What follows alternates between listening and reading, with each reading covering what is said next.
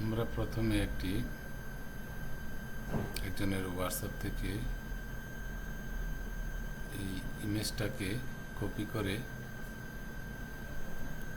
আমরা Photoshop open করে এটাকে পেস্ট করে ব্যাকগ্রাউন্ড রিমুভ করব।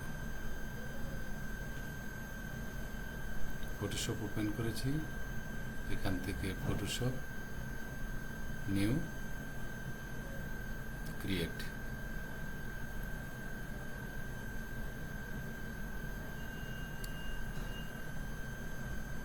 কন্ট্রোল ভি দিয়ে পেস্ট করেছি, কন্ট্রোল প্লাস ভি পেস্ট করেছি।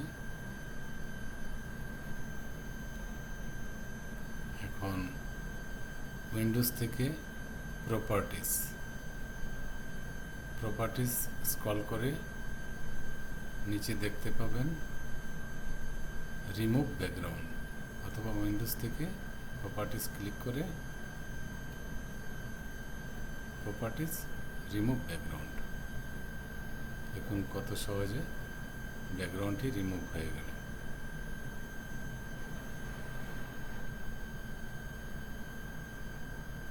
ভিডিওটি ভালো লাগলে লাইক ও কমেন্ট করতে ভুলবেন না। Thank you for watching.